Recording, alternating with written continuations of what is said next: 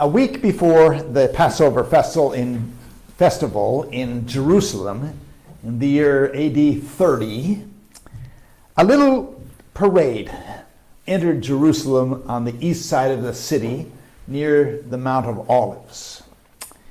It was a ragtag little parade, almost impromptu, with very little planning.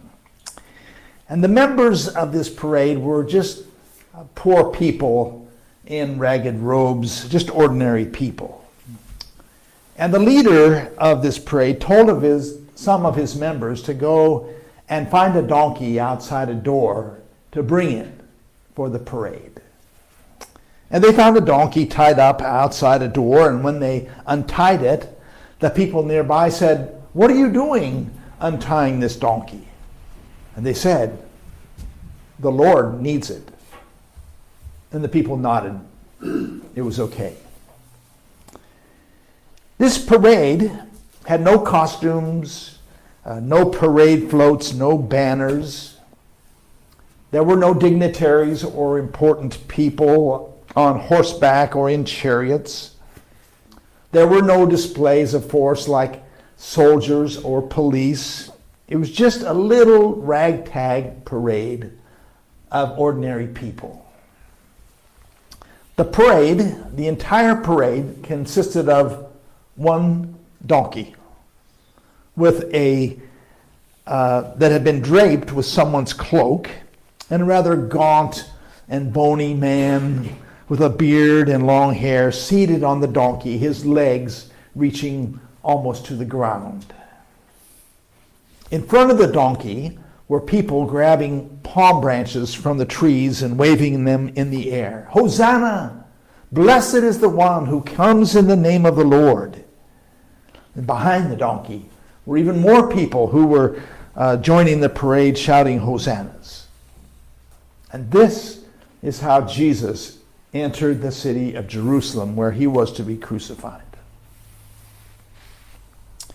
At the same time, on the other side of Jerusalem, there was another parade entering the city from the west. But this was not a parade of ordinary people. This parade consisted of row after row of Roman soldiers marching side by side. Military banners were flying. There were officers on horseback. Every soldier carried a shield and spear. They were hardened and disciplined soldiers, row upon row. The soldiers had been called to Jerusalem by Pilate, the governor of the city, because of the increased risk of riots during Passover. The city was tense. There were rumors of violence, and no one knew what was going to happen, so Pilate had reinforcements brought in. Two parades. One was a demonstration of the military might and power and the glory of Rome. Hail Caesar. And the other was a counter-demonstration. Jesus chose to ride into Jerusalem on a donkey to fulfill the prophecy of Zechariah some 500 years earlier. "Lo, your king shall come to you, humble and seated on a donkey." Jesus' parade was a symbolic act. It was meant to be a provocative statement. It was street theater to dramatize his mission. By coming into Jerusalem on a donkey, Jesus was saying, here's the real ruler of Jerusalem. Here's the real king of Israel. Not Caesar, not Pilate, not the soldiers, but a man of peace. Jesus didn't ride a donkey because he was tired or because he wanted to be more visible to the crowd. He rode the donkey as a political statement. It was subversive. It was ironic. It was countercultural. He was saying, I have come to bring in the kingdom of God, and the kingdom of God is mightier than the whole empire of Caesar. Caesar will die, the empire will fall, Pilate will pass on, but the kingdom of God will never fail. Empires are organized to elevate the rich and powerful and to suppress the poor and helpless and the marginalized. Empires exist to dominate and exploit people and resources. Empires need to enforce conformity and eliminate diversity.